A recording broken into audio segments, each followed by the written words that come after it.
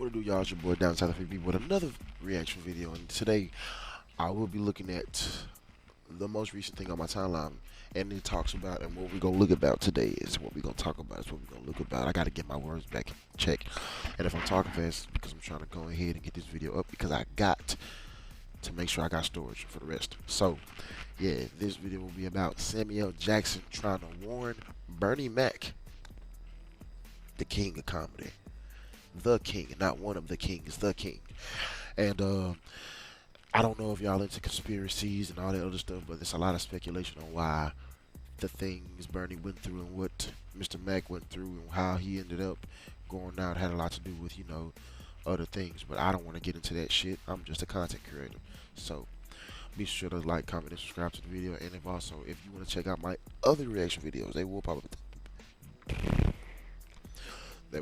at the end of the video at the last minute. So without the bullshit, let's get into the bullshit. Yeah.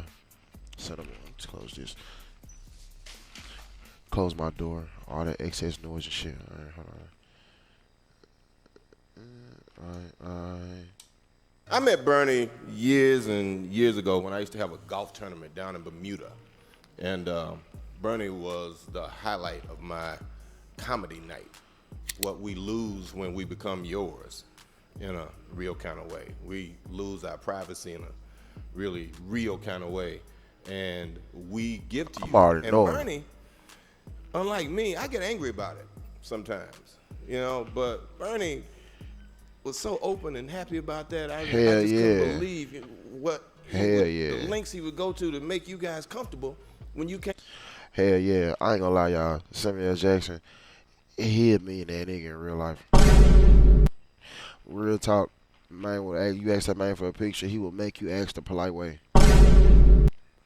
Real talk, real fucking talk. To him. I never watch what somebody else does. It does not matter. BernieMac got to do his thing. If somebody call you after 9 o'clock, don't let them in. Yeah. I need to talk to you. Talk to him in the morning, 8 o'clock, come to the office. But that ain't nothing but murder there. When Samuel L. Jackson talks, people listen.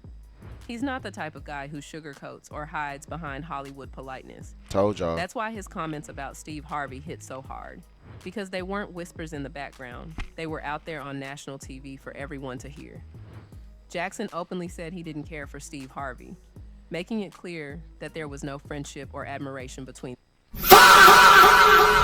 Don't nobody want to be this nigga friend. It's like everybody got something to say about this nigga. Cat Williams. Fucking, who else? Man, who else? Dave Chappelle. Everybody got something to say about this nigga. God damn. And that's rare, because most Hollywood figures keep those kinds of opinions behind closed doors. Bullshit. Jackson was extremely close with BernieMac, and to him, Steve horrible. Harvey wasn't someone who deserved to put himself on Bernie's level. That's where the real friction came from. Pigs can be charming, you know. Dogs have personalities, but pigs don't. Samuel L. Jackson and BernieMac weren't just co-stars. Wait, they were brothers in every sense. I missed what he said. Jackson and what'd he say? Bernie's level. That's where the real friction came from. Pigs can be charming, you know. Dogs have personalities, but pigs don't. God damn, man. That bad? Is that bad? Shit. Samuel L. Jackson and BernieMac weren't just co-stars. They were brothers in every sense that mattered. Their bond went back years, long before Hollywood lights and red carpets. For real, I'm alright. Jackson has often spoken about how much Bernie meant to him personally. Take the filming of Soul Men. By that point, BernieMac's health was failing. What the fuck? I know they did not. Did they put a nose ring on this nigga? Y'all so wrong. BernieMac ain't got no damn nose ring. Stop playing with that mind, bro. Stop playing with that mind. Lung disease that ultimately took his life. Most people in that position would have slowed down, but not Bernie. On set, Jackson remembered how Bernie would show up every day, push through the pain, and say, "I'm good, let's go." That wasn't just professionalism. That was Bernie's spirit. He didn't want pity. He didn't want the spotlight on his illness. Not they got a microphone without the actual phone part on that motherfucker. What the hell? He wanted to work, to entertain, and to do what he loved. Jackson saw that up close, and it left a permanent mark on him. But their connection went deeper than the movies. Back when Jackson was filming The Negotiator in Chicago, Bernie looked out for him. Bernie even offered Jackson a place to stay, making sure he felt at home. That's Real not talk. just professional courtesy, Real that's nigga real shit. friendship. And Jackson never forgot that. One of the last things he did was a performance, I guess, at some Barack fundraiser, and there was some stink about it. But like Bernie said, it was a joke. If you didn't like it, don't laugh at it. But he was there. When Jackson talks about Bernie, he doesn't describe him as just another guy he acted with. He uses family language. He called Bernie a sibling, someone he could rely on. That's a rare kind of closeness in an industry where most relationships are surface level. That's facts. That's big facts. That's huge facts. Because here's the thing. I don't know how it is with a lot of other people, but you know, as far as me, I'm a grown ass man. But you know, the term blood water is thick. It can sometimes. I mean, what the fuck they be saying? Blood ain't always, you know, thicker than water. That shit is true for some people. You know, my family love me, but I can also say it's people outside my family I can consider family, and they feel the same way. So it's like, shit. And sometimes people will go around saying they brothers or they cousins, whole time they not even related, but people believe that shit because y'all treat each other as such. So that's how you know you're dealing with a genuine, real motherfucker. Real motherfucking talk. For Jackson, Bernie wasn't just the funny guy from Chicago. He was family. You And hear that me? loyalty is exactly why Jackson bristled when Harvey started putting himself in the same league as BernieMac. See, the first year, it was just me, Bernie, and Sid. The first night we did it was a disaster, man. It was for me. I'll show up for to say a disaster for who? Great for Bernie and Sid, because they went up first. Right. Sid went up first. Now, the deal was to do 30 minutes. Right. Listen, I'm not bagging Harvey. But it's just, why the fuck does his name come up in all this shit? Like, it'd be hard for you to be on some, I don't take sides, but for people who do, it'd be hard for you to be on somebody's side about something, yet your name is always coming up into some shit. Like, come on now, man. If 3 out of 10 top comedians had got something to say about you, bro, we finna bring this to the high table. And by the high table, I mean the media. Don't nobody want their business to hit the motherfucking media now, do they? Sid went out there and did 45. Bernie did 52. I don't know if you've ever followed BernieMac before. It ain't what you want. Now let's get to the heart of the conflict. Steve Harvey and BernieMac. On the surface, you'd think two comedians from similar backgrounds would respect each other. But behind the scenes, Yeah, who be dressed just, boy. I tell you, man, them dreads back in the day. But the AI look alright, though. It ain't look like they face got smushed and shit. things weren't so smooth. One big issue was Steve Harvey comparing himself to BernieMac. It wasn't just casual either. There were times Harvey allegedly measured his own success directly against Bernie, Why the fuck? and that sparked tension. What's the secret to peak health? Going micro with Noom. No. Micro habits, micro It's- wins. It's making sure you exercise. This video's not sponsored by none of that, but no. When comedians start stacking themselves up against each other, it often leads to rivalry instead of respect. Steve Harvey don't deserve to be no king. I don't know how he on the show. He wasn't shit. He on the radio just eating my ass alive. And I'm hearing this going to the airport. This played out clearly on the original Kings of Comedy tour. The lineup of Steve Harvey, BernieMac, Cedric the Entertainer, and D.L. Hewley was legendary. But here's what people don't always talk about. Bernie's sets were so powerful, so explosive, that anyone following him struggled to keep the energy alive. Nigga, so y'all out here. So that wasn't no rumor. That was facts. That was biblical. You hear me? So yeah, y'all had to work overtime. So y'all had to work overtime when y'all went out. So I mean, so what if I'm pretty sure that it happened before, but if not, I understand. What if Bernie was to go last? If these niggas wasn't as funny as this man, not saying they wasn't. I'm just saying, if he would have went last, that was basically they was tickling your tummy. Basically, these three niggas, Hubler, said, and Steve. But yeah, you probably get a couple of but once Bernie hit the stage, yo ass motherfucker, you boy, I don't even want to say you finna, your lungs finna start twerking. Cause ain't no motherfucking way he go first and then standing ovation, all that shit. Goddamn. I don't even switch this shit around, do something, or we all gonna be out of job, man. I'm telling you. Performed often ended up in that spot. And it was tough. Bernie's raw, bet it was. unfiltered style connected with audiences on a level that scripted comedy just couldn't touch. That made Harvey look weaker by comparison. Damn. Cedric the Entertainer even admitted later that Bernie and Harvey didn't always get along. And that tension was strong enough that it blocked any real chance of the kings of comedy doing another reunion tour. Fans wanted it, but behind the scenes, the relationships just weren't strong enough to make it happen. Things really came to a head when BernieMac gave that 2003 GQ interview.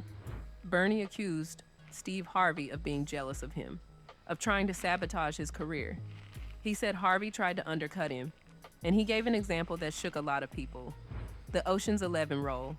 Ha! Bernie claimed Steve Harvey actually... I'm keeping a buck, and mama, mama, daddy, and Uncle Kevin, auntie, please do not get on my head about this, but it's y'all fault. I have never seen that film with BernieMac in it. I know I've heard talk about it in the house and at my uncle's house and even at my grandma's house, but I have yet to watch it. So I have to do that because them folks say in one of the movies he was funny as fuck in, like real talk. tried to take that Get the part fuck from outta him here, bruh. by offering to work for less money. Think about that. Going behind someone's back. Not because you're the better fit, but because you're willing to undercut just to take the spot. Harvey, That is of course, foul, denied dirty it shit. later. He said he never tried to sabotage Bernie, but once those accusations were out there, the damage was done. Bernie had spoken his truth, and it painted Harvey in a way that stuck with fans and fellow comedians. Bernie was a man's man. So when somebody say, they treated Bernie like that was impossible. Bruh, that was impossible. This dude right here was Chicago South Side to his core and blood. That don't mean y'all still didn't cut him out of his motherfucking, piece of the pie. This shit happen. Conversations like this, y'all, let y'all know. Conversations like this will happen whenever your seat is empty. I'm telling you that now. That's exactly why I move the way I move. You may think you may be on some shit with some folks, and y'all all in one accord one day when you at the table, but there's always a day when you not gonna be there, and they all gonna be there, and your name gonna come up, and that's when all the allegations and that's when either the positive or the negative is gonna overflow and overweigh each other. Real talk. Mistreat this dude right here. You know the problem you gonna have? Yeah. Instantly. And he had his boy. The dude they need to interview for BernieMac is Chuck Gano. At the root of it, this wasn't just two comedians having different styles. It was about authenticity versus image. BernieMac didn't bend to Hollywood. He didn't soften his edges or try to play nice for the cameras. Look, you could spend thousands hiring a professional video editor. Or you could use Animoto to create pro-quality videos yourself. He gave audiences himself. Raw, real, and unfiltered. Harvey, on the other hand, built his career on being polished, marketable, and TV-friendly. That difference created a natural clash. And in a world like Hollywood, where image often matters more than reality, Bernie's authenticity was both his strength and, in some ways, his biggest threat to others in the industry. When BernieMac walked onto the Oprah Winfrey Show, the stage dynamics were different from most of her interviews. Oprah was used to being the calm center of the conversation, the one who controlled the tone and gently steered her guests. But Bernie wasn't built to play that game. He came with honesty and the same truth-telling style he used on stage. Oprah wanted to frame comedy as something light. So he didn't. No, so they try. No, he didn't. It ain't the fact that he didn't play. He didn't play along with others. He didn't play well along with others. It's more of he had his own thing going, and everybody wanted to be around him. He stole the show. You hear me? Real P shit. Real G shit, I mean. That shit is crazy. He folks are jealous because this nigga had a natural aura. Shit, aura forming at his best. A craft that was more about entertainment than struggle. But Bernie cut through that narrative instantly. He told her straight, comedy is a battlefield. For him, stepping on stage wasn't just telling jokes, it was survival. It was facing an audience that might not be on your side, fighting through the pressure, and still delivering something real. If you want help, that's not help, that's taken care of. You know, and then when they sit there and they play psychological blackmail with you. Oprah may be trying to protect her polished view of the industry, tried to downplay that tension, but Bernie didn't let it slide. He clapped back respectfully, reminding her that comedians carry real weight every time they step up. He described the pressure not as fun and games, but as responsibility. Responsibility to make people laugh even when the world outside is heavy, and to do it while carrying his own struggles at the same time. And for one of the rare times, Oprah's composure slipped away. Bernie wasn't trying to embarrass her, but his honesty forced her to acknowledge something raw, something that didn't. You a real motherfucker. If your honesty forces people. He humbled her, you know, right there on her own stage, just by refusing to dilute his truth. Then Bernie went even deeper. He opened up about fame in a way that most celebrities would never dare to on national television. He talked about people constantly asking him for money, not small amounts, but $30,000 here, $150,000 there. And he called it what it was, psychological blackmail. It wasn't about generosity. It was about people making him feel guilty, trying to manipulate his success to get what they wanted. He exposed the dark side of fame, the pressure to give, the constant demands, and how heavy that can weigh on someone who came from humble beginnings. I ain't gonna lie, can't nobody make me feel bad for not giving them some money I work for. Cause bro, why do people be thinking that just because somebody they know that made it, they can just start, Nah, bro. Like, I ain't gonna lie. I can't really just recall a time where I had asked him for. Only time I ever had to ask somebody for some assistance or some actual help regarding any type of money or issues like that was my parents. I can only name about 1 to 2 close friends that I've actually can say I can rely on when it comes to income or just helping a nigga out. It's just, but that shit is very, very, very rare. But like now, I'm good now because once I was spotted by the people I was spotted by, I was able to shake back into my own rhythm. But like some people just be waiting for you to. Why you think I'm isolated doing what I'm doing right now? In my own shit, doing my own thing right now. Cause I'm already knowing once this shit take off, and once we gonna go from down south to out of the south. I was changing my name to out of South AB because I'm trying to get out the South. Real talk. I'm trying to get out as in the South, I mean the South in general, nigga. I'm trying to go like shit. I don't know where I want to go. I just know I want to leave from down south because mentality wise, a lot of shit ain't really just changing. So, but that's another story for another day. But I'm knowing you can't be mad at this man for not wanting to or not being. He probably wasn't even in a position to be helping people, but he still did it anyway. So get off his back, man. I'm just thinking about it. If a nigga come to you every day asking you for some bread, and even with the niggas who just sneak up on you with it, be like, yeah, bro, I went over such and such crib the other day, but you think you can help me with this type of shit? Nigga, why the fuck did you even bring this shit up in the first place? You could have just asked off the whim. But nah. This moment showed why figures like Oprah and Steve Harvey were afraid of Bernie. He wasn't dangerous in the literal sense. He was dangerous because he didn't play by their rules of presentation. He forced uncomfortable truths into the spotlight, and in Hollywood, that's something a lot of people can't stand.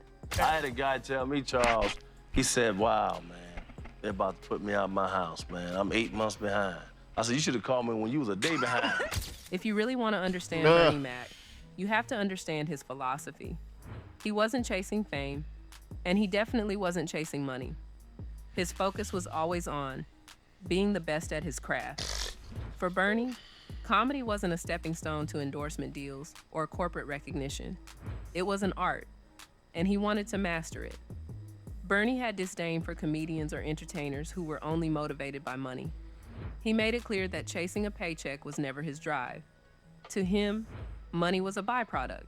What mattered was respect, skill, and being able to stand in front of an audience knowing he had given them something real. Facts. This is where the difference with Steve Harvey becomes glaring. While Bernie dismissed money as a motivation, Harvey often leaned into wealth as a marker of success. At one point, Harvey even bragged about his radio earnings around $10 million and brushed it off as a little bit of money. That wasn't Bernie's language. For Bernie, $10 million wasn't the measure of success. The measure was, did you give the audience something unforgettable? Did you tell the truth on stage? Did you make them feel something? This clash of values set Bernie apart. He wasn't trying to build an empire of books, radio shows, or game shows. He wasn't trying to brand himself as a safe, family-friendly TV personality. He was trying to be the best comedian he could be. And that raw focus, art over business, craft over cash, made him stand out. But it also left him vulnerable in an industry where money, polish, and connections often matter more than raw talent. Now let's get into the dark side of Hollywood, the politics, the cliques, and the unspoken rules that decide who rises and who gets left out. So shit, if you really want to think about it, that's how you can tell a person really is in it for the enjoyment. Because why the hell do I need to spend? I ain't gonna lie, it's a good money move and good investment in books, TV shows, and shit like that. But why do all that?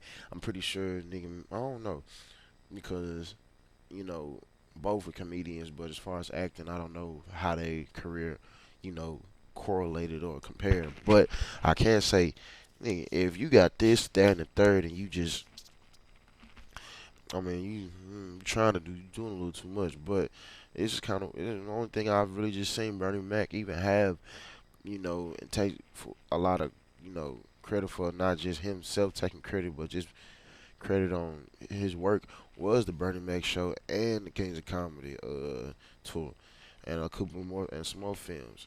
But shit, that's nigga ain't write no books, ain't try to do all that shit. He just did what he had to do. He really basically he was happy with his life, what he was doing, and that's what really just fucked everybody else up. They got everybody else playing a role while he in his role. This is where BernieMac's story starts to take on another layer. And I know the truth. You think I'm gonna let you shit on Bernie and then come get me? I'm the next king? You. Why? Because the whole time Bernie was here, you was acting like you was funnier than him. The reason you was supposed to go last is because it was your tour. Tell the truth. It was Steve's tour. Not it was gonna be called the Kings of Comedy, it was Steve's tour. These are the guys opening for him. Of course you gotta close if it's your tour. That's why it was such a big deal. But you couldn't do it, because you can't beat the best. Cat Williams had... God damn, man. I did say something about that shit, but god damn. Shit. One of the loudest voices pointing out how Hollywood operates behind the curtain. According to him, BernieMac was invited into those darker circles, the places where real power is exchanged, not on contracts or in front of cameras, but in rooms filled with compromises. What? Another deal one? Another fucking Oh, Monday ad. theorem? Stop it. Did I log in my calls? And Bernie, true to who he was, refused to play along. He didn't bend, he didn't compromise, and he didn't sign on for things that went against his principles. That refusal is important, because in Hollywood, saying no to those circles doesn't just mean you miss out on opportunities. It can mean you get shut out entirely. Rumors have long circulated about sabotage, about initiation rituals, and about how those who don't go along to get along end up blackballed. For someone like BernieMac, who was too authentic to play fake games, that was a real risk. What makes these claims believable is that Bernie's own family and colleagues have echoed the idea that he wasn't in the clique. He wasn't part of the club that protected its own. He was respected by audiences, loved by peers who valued truth, but he wasn't friends with the power brokers who could open every door. This is why figures like Oprah and Harvey, who did play those games to some extent, would have seen Bernie as a threat. He showed you could win crowds and hold respect without bending to Hollywood's unwritten rules. Y'all own lane. And that's y'all changed the motherfucking game. That's exactly how it works. When you doing something, you in it for you in. When you doing the same thing as everybody else, but you doing it different. Yeah, everybody can do all types of shit, but it's how you do it. It's how you do it and how you come off. And if you being yourself, people are gonna like you, my nigga, regardless. And people are not gonna like you. That's gonna be regardless. But nigga, regardless, it's gonna be people that like you and it's gonna be people who don't like it. Sometimes it just be the people who don't like you that outnumber the people who do like you. And sometimes the people who do like you outnumber the people who don't like you. You never fucking know until you try being yourself, my nigga. Damn. because if someone like Bernie broke through without playing the game, it exposed the system as unnecessary. And when you refuse to play the game, Hollywood has a way of shutting you out. Hollywood mourning the loss of comedian and actor BernieMac. The 50-year-old funny man died Saturday at a... I know she did not just call this nigga the funny man. BernieMac's passing in August 2008 still doesn't... That nigga passed August 2008. I literally turned 8 that year. I was literally 7. Because my birthday is August 2nd. I literally turned 8 that year. That's wild. But nah. We already know. I ain't gonna lie.